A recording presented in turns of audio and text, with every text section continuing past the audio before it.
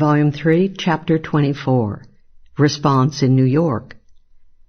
The people of Massachusetts and Rhode Island had now set the example. The other colonies were not slow to follow. Neither was the lesson lost on the appointed stamp distributors in the remaining colonies. As early as August 26, New York's stamp master, James McEvers, threatened with the same fate as Oliver, hastily resigned his post before mob action surfaced. On September 2nd, the frightened William Cox, stamp distributor for New Jersey, hastily resigned his post, even though he had received no threats from the populace. In Maryland, stamp master Zachariah Hood refused to resign, even after a mob razed his house on September 2, an act that followed the whipping, pillaring, hanging, and burning of his effigy. The people of Maryland saw that more drastic measures were necessary. They set upon Hood and forced him to flee for his life to New York City.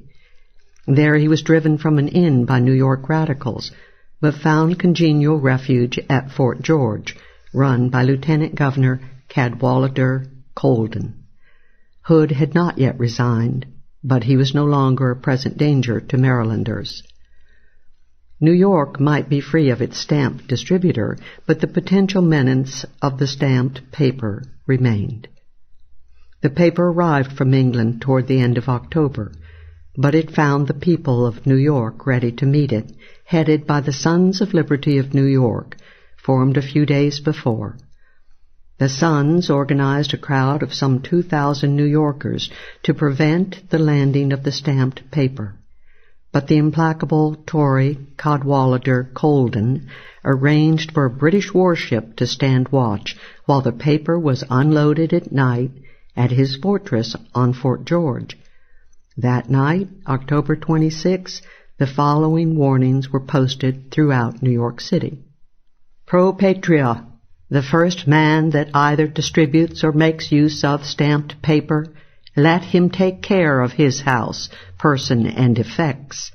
Vox Populi, we dare. The evening before the Stamp Act was to take effect, a public meeting warned that the Stamp Act would be disobeyed. A crowd paraded through the city shouting "Liberty!" and threatening to bury alive Major Thomas James. James, commander of the troops at Fort George, had boasted that he would cram the stamps down the New Yorkers' throats with the end of his sword. The following night, November 1, a mob of about 2,000 New Yorkers, many of them former soldiers and privateersmen as well as seamen, carpenters, and rural folk, marched to the house of the hated Colden, carrying and then hanging and burning effigies of Colden and of the devil.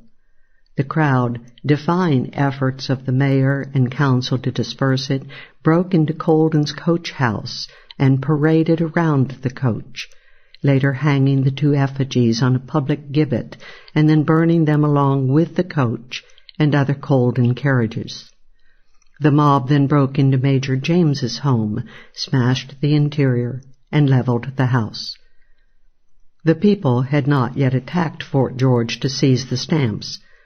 At this point, conservative opponents of the stamp tax bitterly tried to dissuade the people from such a bold course. Led by Robert R. Livingston and James Duane, the conservatives gained the concession from Colden that he would not issue the stamps. But the radical liberal leaders would not be put off by this tactical retreat. The stamped papers themselves must be destroyed.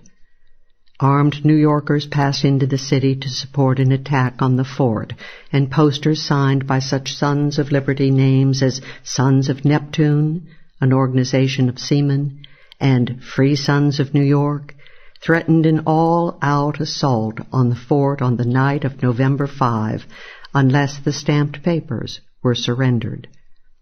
Under this threat, Governor Colden, on the advice of the British General Thomas Gage and the New York Council, finally capitulated and turned the paper over to the municipal authorities. In mid-November, a second shipment of stamps was again turned over to the municipal corporation. The Sons of Liberty, the indomitable leaders of the radical resistance in New York City, were unsurprisingly led by wealthy merchants and lawyers, and rested on a mass base of artisans, small businessmen, and laborers. Its original leaders had been the liberal lawyers William Livingston and John Moore Scott, but they were soon replaced by better and more radical organizers who were also wealthy merchants: Isaac Sears, a privateer; John Lamb, a manufacturer of mathematical instruments; and Joseph Allicock,